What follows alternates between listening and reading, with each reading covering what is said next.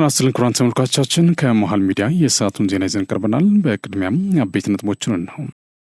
የኢፌዴሪ ፕሬዝዳንት ታዬ አጽቀሥላሴ በነገው ዕለት በሚከበረው 80ኛው የሩሲያ የድል በዓል ላይ ለመታደም ዛሬ ማልዳ ሞስኮ ገብተዋል።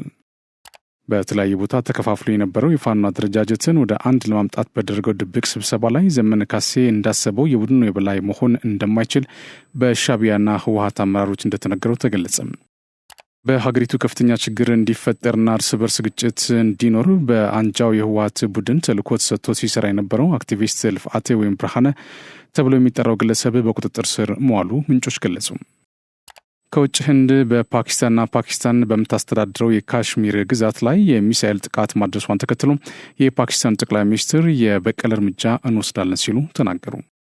ኩራን ተመልካቾቻችን ከመሃል ሚዲያ እነዚህና ሌሎችንም ዜናዎች ይዘን ቀርበናል። ካፍታ በኋላ እንመለሳለን። ዩቲዩብ ቻናሉን ሰብስክራይብ እንዲሁም ይዘቱን ላይክና ሼር በማድረግ የመሃል ሚዲያ ቤተሰብ እንድትሆኑ በአክብሮት እንጋብዛለን። አብራችን ነው።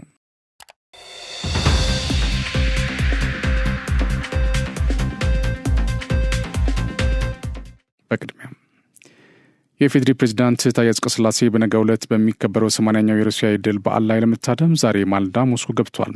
የሁለተኛው የዓለም ጦርነት ማብቃቱን ተከትሎ በተለይም ደግሞ የቀድሞ የሶቪየት ህብረት በናዚ ጀርመን ላይ የተቀዳጀውን ድል በማሰብ ነገ በሩሲያ መዲና ሞስኮ ለ80ኛ ጊዜ ለሚከበረው በዓል በርካታ ቁጥር ያላቸው የዓለም መሪዎች ይታደማሉ ተብሎ ይጠበቃል። እዚያ ከስፍራው እንደዘገበው የበርካታ የአፍሪካ ሀገራት መሪዎች የቻይናና የብራዚል ፕሬዝዳንቶችን ጨምሮ በዚሁ የድል በዓል ላይ ይሳተፋሉ። ከ80ኛ የሩሲያ የድል በዓል ተሳትፎ ጎን ለጎን ፕሬዝዳንት ታዬ አጽቀሥላሴ ከተለያዩ አካላት ጋር የሁለትዮሽ እንዲሁም ባለብዙ ወገን ዲፕሎማሲያዊ ውይይቶችን ያደርጋሉ ተብሎ ይጠበቃል። በአሁኑ ወቅት በኢትዮጵያና በሩሲያ መካከል ያለው ዲፕሎማሲያዊ ግንኙነት በተለይ ዘርፎች የጎለበተ መምጣቱን በበቂ ሁኔታ መረጃዎች አመላክተዋል።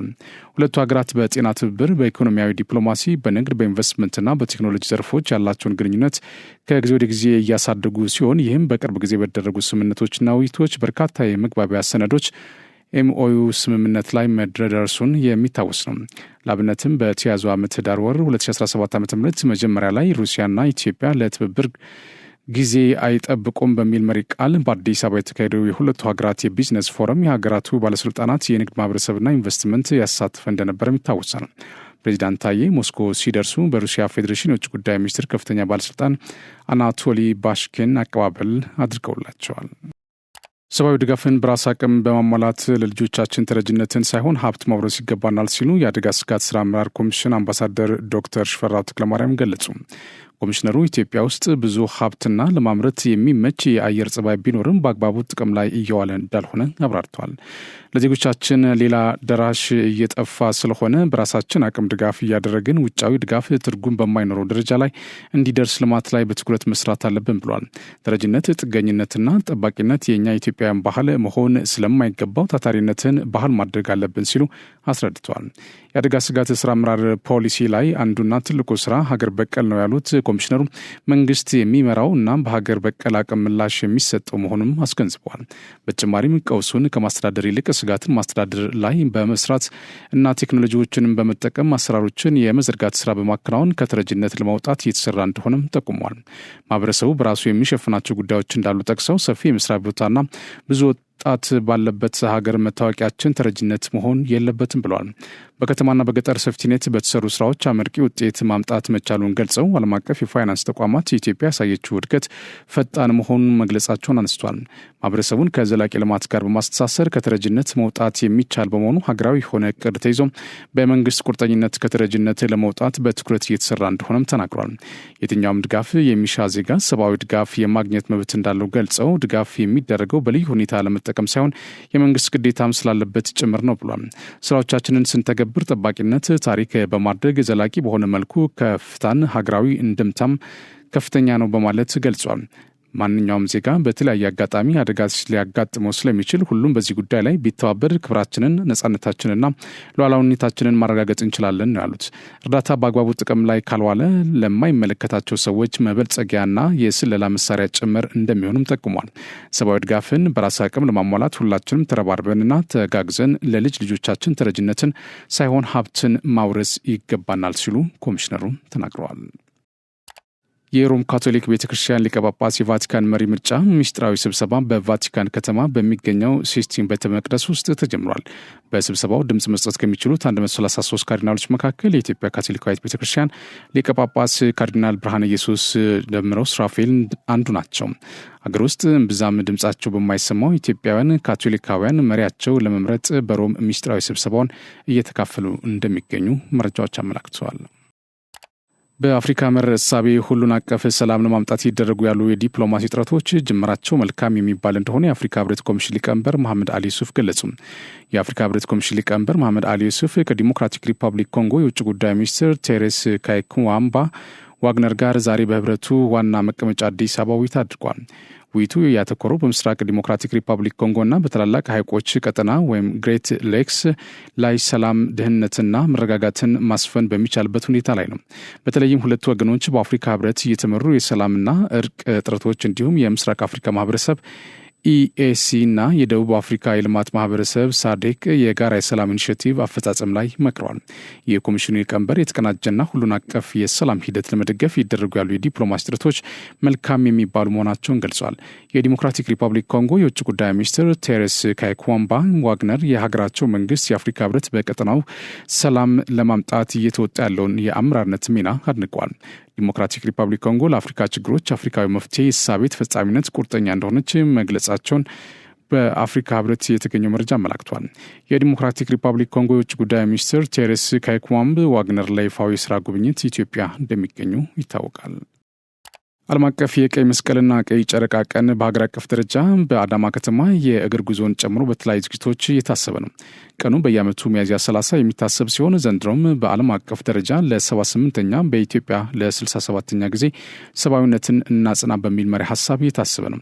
የኢትዮጵያ ቀይ መስቀል ማህበር ስራ አስፈጻሚዎች፣ ሰራተኞች፣ በጎ ፈቃደኞችና የአጋር አካላት ተወካዮችን ጨምሮ ሌሎች ጥሪ የተደረገላቸው እንግዶች ተገኝተዋል። ይህ ዜና በቀጥታ የሚተላለፍላችሁ ከመሃል ሚዲያ ነው። ዜናዎቻችን ይቀጥላሉ። በሻዕቢያና በህወሓት የበላይነት የሚመራው የአማራ አንድነት ፋኖ ላለፉት ቀናቶች ስብሰባዎችን ሲያደርግ መቆየቱ ተገለጸ። በተለያየ ቦታ ተከፋፍሎ የነበረው የፋኖ አደረጃጀትን ወደ አንድ ለማምጣት በተደረገው በዚህ ስብሰባ ላይ ዘመነ ካሴ እንዳሰበው የቡድን በላይ መሆን እንደማይችል በሻዕቢያና ህወሓት አመራሮች ተነግሮታል። በሻዕቢያና በህወሓት ቡራኬ ሰጭነት ሲከናወን የነበረው የአንድነት ምስረታው ላይ ዘመነ ካሴ ምክትል ሰብሳቢ ሆኖ የተሰየመ እንደሆነ ምንጮች ገልጸዋል። የወታደር አዛዥነት ቦታን ለአማራ ፋኖ በጎጃም ሲሰጥ የውጭ ግንኙነትን በተመለከተ የሸዋ ፋኖች ኃላፊነት እንዲወስዱ ተደርጓል። ከዚህ ውጭ የጸሐፊነት ቦታው የወሎ ፋኖች ብለው ራሳቸውን ለሚጠሩት እንደተሰጠ ተመላክቷል። ዘመነ ካሴ በዚህ የህወሓትና የሻዕቢያ ውሳኔ ቅር መሰኘቱን ከምንጮቻችን የሰማነው ሲሆን የአንድነት ምስረታውን በተመለከተ ነገ እኩለ ቀን የጋራ መግለጫ እንደሚሰጡም ለማወቅ ተችሏል። በሀገሪቱ ከፍተኛ ችግር እንዲፈጠርና እርስ በርስ ግጭት እንዲኖር በአንጃው የህወሓት ቡድን ተልዕኮ ተሰጥቶት ሲሰራ የነበረው አክቲቪስት ልፍዓተ ወይ ብርሃነ ተብሎ የሚጠራው ግለሰብ በቁጥጥር ስር መዋሉ ምንጮች ገለጹ። ግለሰቡ አዲስ አበባ በነበረበት ወቅት የተለያዩ ምስጢራዊ የሚባሉ መረጃዎችን በማውጣትና የማህበራዊ ሚዲያው አጀንዳ እንዲሆን በማድረግ እንደ ሀገር ከፍተኛ የሆነ ቀውስ እንዲፈጠር ሲሰራ እንደነበር ምንጮች ገልጸዋል።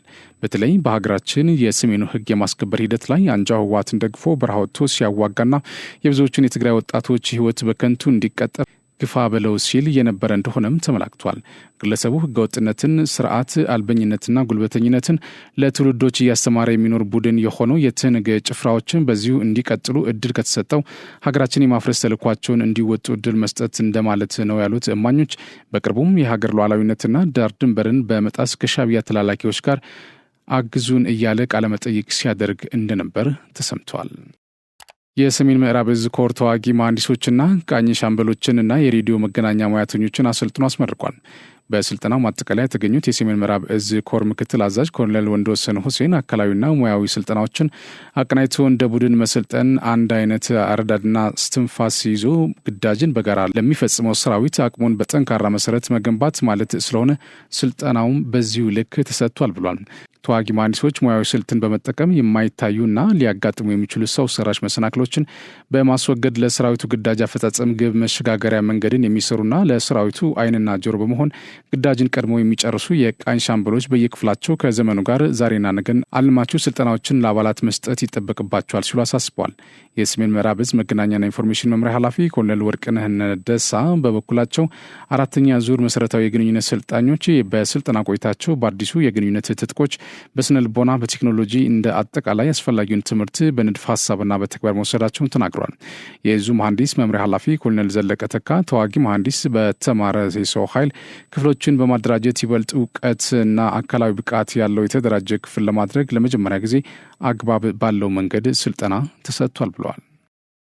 በጋምቤላ ክልል የሙቀት መጠን እየቀነሰ በመምጣቱ ከነገ ጀምሮ የመንግስት የስራ ሰዓት ወደ ቀደመው መደበኛ ስርዓት መመለሱን የክልሉ ርዕሰ መስተዳድር ጽሕፈት ቤት አስታወቀ። የክልሉ ርዕሰ መስተዳድር ጽሕፈት ቤትና የካቢኔ ጉዳዮች ኃላፊ አቶ ኡቱዋ ኦኩት ዛሬ እንደገለጹት የክልሉ የሙቀት መጠን እየቀነሰ መምጣቱ ከነገ ግንቦት 1 ቀን 2017 ዓ.ም ጀምሮ የክልሉ የስራ ሰዓት ወደ ቀድሞ መደበኛ የስራ ሰዓት ተመልሷል። በዚህ መሰረት ባለፉት 3 ወራት ከጠዋቱ 1 ሰዓት እስከ 5 ሰዓት ተኩል የነበረው ከ1 ሰዓት እስከ 6 ሰዓት ተመልሷል። እንዲሁም ከሰዓት በኋላ ከ10 ሰዓት እስከ 12 ሰዓት ተኩል የነበረው ከ9 ሰዓት እስከ 11 ሰዓት ተኩል መሆኑ ተገልጿል። በመሆኑም በተጠቀሰው ጊዜና ሰዓት የክልሉ የመንግስት ሰራተኞች ወደ ቢሮ በመግባት የተለመደ ተግባራቸው እንዲከውኑ ኃላፊው አሳስበዋል።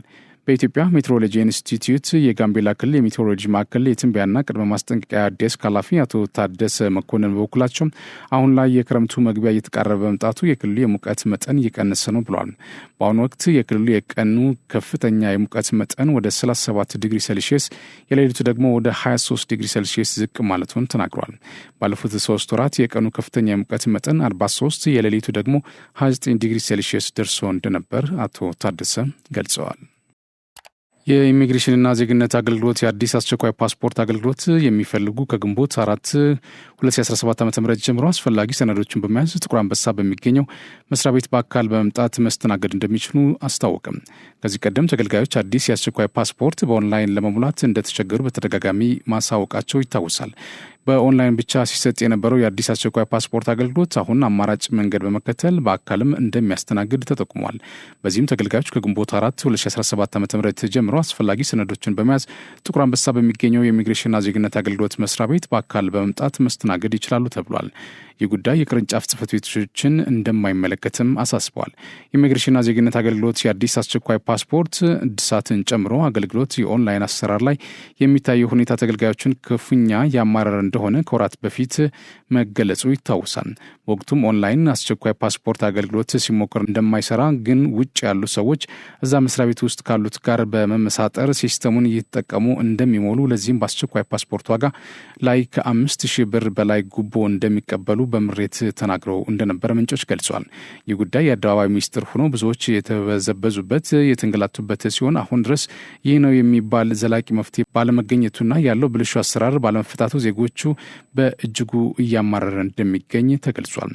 አሁን እንደ አማራጭ ይወሰዳል የተባለው በአካል ቀርበው የመስተናገድ ሁኔታ ያለውን ብልሹ እንዲሁም ዜጎችን የሚያንገላታና የሚበዘብዝ ሙሰኛ አሰራር ከሞላ ጎደል ይቀርፈዋል ተብሎ እንደሚጠበቅ ተመላክቷል። ባለስልጣኑ አዲስ ለተመረጠው የትግራይ ልማት ማህበር የስራ አመራር ቦርድ እውቅና እንደማይሰጥ አስታወቀም።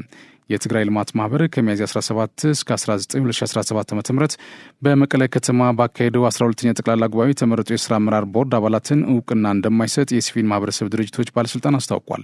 በምክንያትነት ካስቀመጣቸው ጉዳዮች መካከልም የፖለቲካ ፓርቲ ተወካዮች ጥሪ ተደርጎላቸው በድምፅ ሰጪ ጉባኤተኝነት መሳተፍ የሚለው ይገኝበታል። ነባሮች የቦርድ አመራሮች በባለስልጣኑ በኩል እውቅና ያላቸው ስለሆነ ማህበሩን የመምራትና የማስተዳደር ስራን እንዲያከናውኑ አሳስቧል።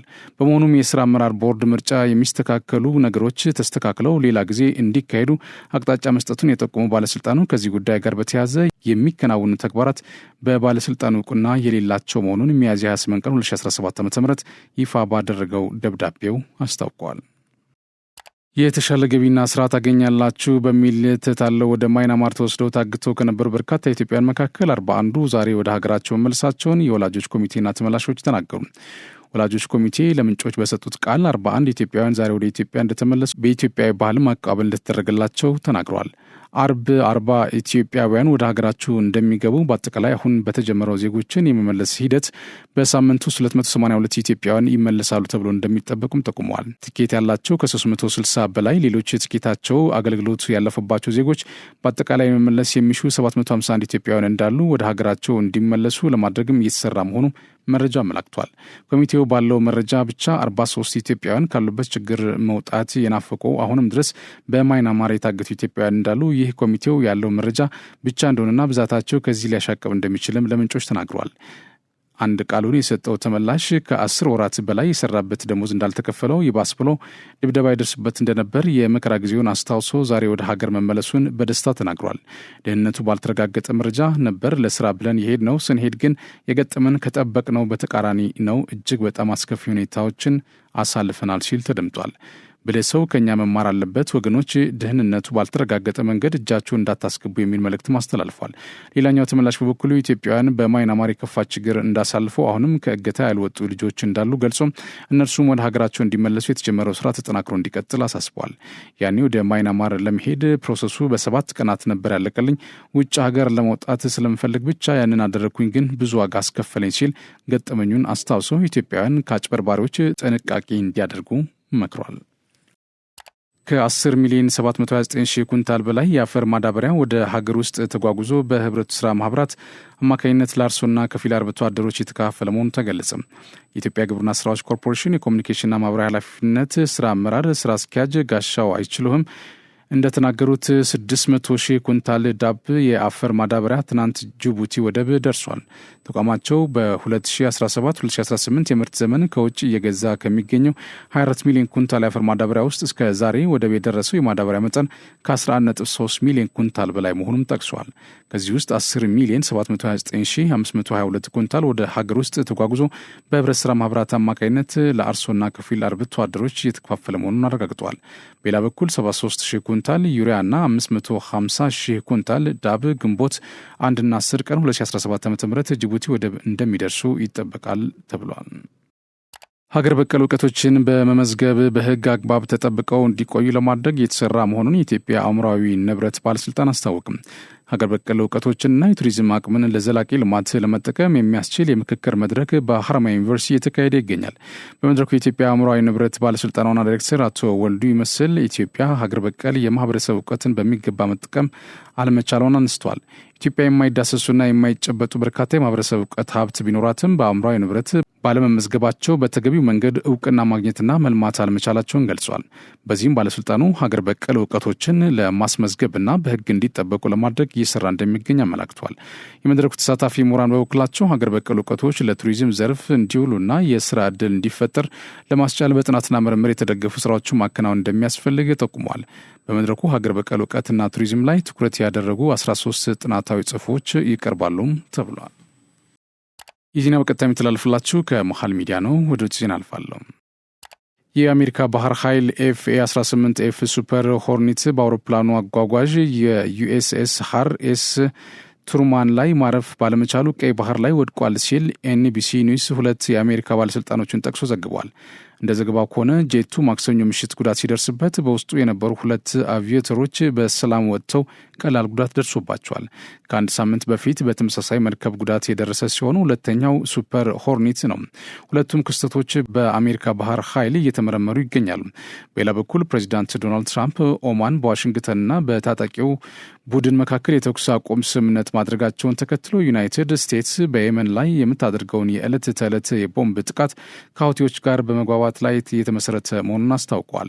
ትራምፕ ከካናዳ ጠቅላይ ሚኒስትር ማርክ ካርን ጋር በመከሩበት ወቅት በዋይት ሀውስ ውስጥ ለጋዜጠኞች እንደተናገሩት ሁቲዎች ከአሁን በኋላ መዋጋት እንደማይፈልጉ አስታውቋል። ለእነሱ መዋጋት አይፈልጉም፣ እናም ያንን እናከብራለን፣ እንዲሁም የቦምብ ጥቃቶችን እናቆማለን ብሏል።